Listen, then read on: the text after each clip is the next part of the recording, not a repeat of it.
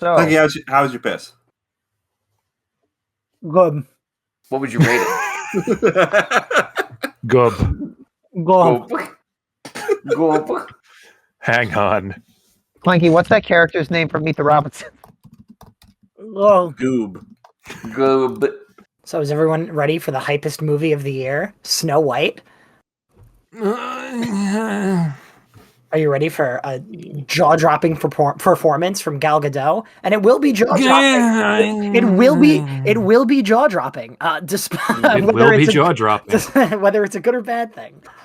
You need to tell me where you put the detonator. Kal-El, no. Oh man. There'll be enough champagne to fill the Nile. What's crazy about that is based on like the Snyder Cut or something, like there was a take where she sounded more normal saying Kal-El no, and they just decided to not use it.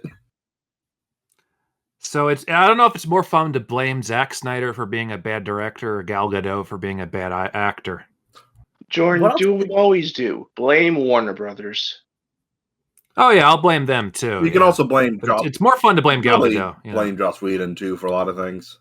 You can also, I can blame Joss Whedon. That's fun to do too. You can also blame me. It's probably my fault too. I'm not going to blame you. I like you. Okay. Yes. Jordan, blow up, Clanky. Why? Just do it, Jordan. Listen when you're told. Do it. Well, you'll see this in like 3 months, whether or not I actually do it. Jordan, just blow up everyone except for you. Why? So you will be the only person to do the show, and you'll be the. That would be boring. You have all the power in the votes. Yeah, but if I got my way all the time, that wouldn't be fun. I like not getting my way sometimes. He does speak facts. I've been trying because I can't use the food thermometer while I'm cooking because my pan is too small, so I have to cook it in when the My pan is too small. when the pan is done. And what I do is I stick it Everyone in. look at and my then, small pan is. I look at the food thermometer on my phone, and I'm watching the number go up, and I'm come on, Daddy needs 145. Daddy needs 145. I see 140. I see 140. Can we get it to 145? Ah, fuck! And then the number. I put 100 on this horse. No. That's what today was. Daddy. Like I was waiting for it to go above 145, and it didn't. And I had to say to myself, Damn it, do Clanky. you want to put it back on the pan, or do you want to trust that it's that it's okay? And What I'm is he saying? We got red meat. We got red meat in the first, followed closely by Freud's last session. are you guys horse racing red meat? Just the way you were describing. Come on, give me 140. Give me 140. You're right. And you know what it is? I think I started knowing that's exactly the bet I was doing, and then I was so worn out from all the cooking that I forgot that was the initial joke I set up. Dude, red meat's using performance-enhancing drugs. This is bullshit. Yeah. I got 140 on the red meat. Can I get 145? 145, 145, 145. Can I get 145? Can I get 150? 150, 150, 150. Can I get 150? Parting the red meat. So I had it at 140. It was a little bloody, and I'm just hoping that I'm not going to get. You will not. Oh Yeah, yeah, like look, I'm still alive, so you're probably fine. And also, never cook in a stainless steel pan. They are the devils. What are you talking They are- about? Yes, no steel pennies. I've used a stainless steel pan every single time. I've set the smoke detector off, and the pan just burns. Christian, I'm just doing this for you, buddy. Oh, it is funny. It's very funny. You know what's funny? Talking. Yeah. We should talk about movies. Okay, are we talking about movies? Oh my god, are we talking about movies? Holy shit! All right, guys, 3, 2, 1, let's rock! This is where I would do a Yearlies theme song if I had one. yeah. I've been practicing it for weeks. It goes something like, "Hello and welcome to the Yearlies." Dude, that's like, that's so Change fucking the day. Broadway. All you see is years and leaves. You may be trying to correct me. I said Yearlies, not Filmlies, but this is in fact a Yearlies film, and this Yearlies film is our first Yearlies film, and it's been in the works for a while. I am Taylor. I am hosting, and with me today are. Hit it, Joe. I knew. Iron helps us play. Dun, dun, dun, dun. From now Where'd you get that piano? And with me are Christian, Where'd you get that piano? Clanky, Where'd you get that piano? Jordan, Iron helps us play. Mick, Hello, Joe. and Graham.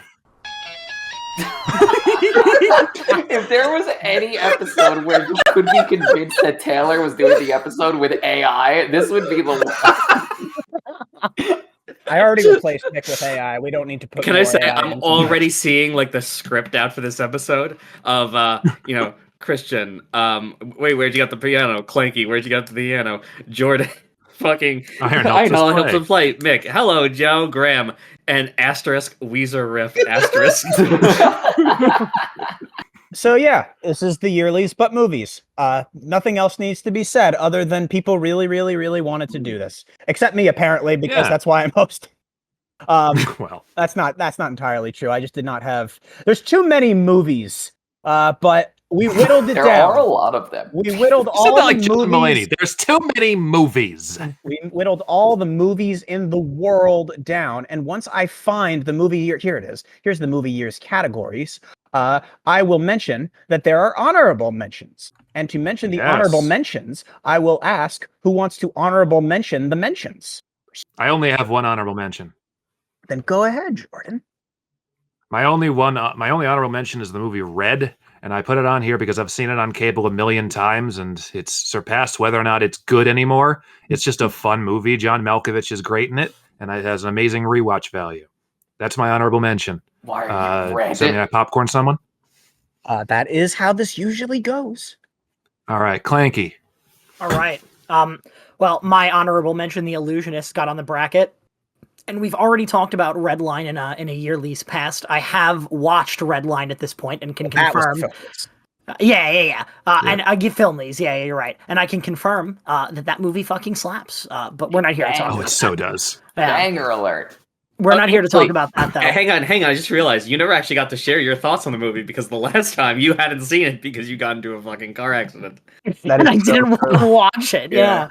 Yeah. Well, I mean, like, I'll say this: me getting in the car accident did not ruin the entertainment and the fun. It's just such a good. solid racing movie, dude. I am Yes. sad to report that I think if I saw it, then Don't that say it. movie would have. Don't say it. Okay, Don't I say will it. not. I won't say it. I won't say it. But Let you me know what don't I'm preserve- say it. Let me Don't preserve think it. a Don't silent say it. voice's victory, Graham plays please. the Weezer riff. But you know what I'm going to say, and I'll I leave, know, I'll and leave I- it hanging there. And I'll leave it. you've immediately tainted the entire sanctity of that bracket. No, if it's it makes okay. you feel It's any still- better, Taylor, I might have switched to a silent voice, honestly, now in retrospect. Well, you can say that now. Anyway, Birdemic Shock and Terror is a shitty, awful, terrible movie. God, do I love it! It's so much fun. Some of the worst acting I think I've ever seen in any movie in my The worst life. reads ever. Some of the worst CGI I think I've ever seen in a movie, and it's just such It's a like gifs of birds. Yeah, and it's like such a blatant ripoff of the birds. Yeah, it's just like it's astounding how bad the movie is. It wasn't Clanky, meant to. what'd you- So here's the thing. It wasn't meant to be. It wasn't meant to be a ripoff. It was supposed to be. It was supposed to be a tribute to Alfred Hitchcock's The Birds and Al Gore's An Inconvenient Truth. Oh. Something interesting about Birdemic is that the guy who directed this movie tried to get this movie submitted into a film festival, and when they said no, he managed to convince a bar next to the film festival to display the movie for him, and so he drove through the town in a car covered in birds and blood and screamed at people through a loudspeaker saying, "Watch this movie at the bar." That's the passion we like to see in our filmmakers. Yeah. Anyway, Quite- this movie. Yeah, quite tragically, he the director James Nguyen. The sequels are explicitly meant to be comedies, which means they're not that good. Yeah. Of course. Exactly. Yeah, the Yeah. magic of this movie is that it's trying so hard to be this scary bird movie, and it's just not. It's Which terrible. is I love so bad they're good movies, so I had to at least mention it. My sister saw the second movie in theaters with the guy in the theater. And she told me after she saw the movie, she went up and told him how much fun she had, and the guy was so sincere. Apparently he's really in love with his own movies. And she goes, "Oh, this movie was so great." And he goes, "Oh, thank you. The next one's going to be a musical." Yeah. Incidentally, Clanky, talking about so bad it's good movies reminds me that I actually do have an honorable mention for this year, but I didn't think about it because it's a so bad it's good movie. Can I go? Yeah, absolutely. A popcorn Mick. Yeah.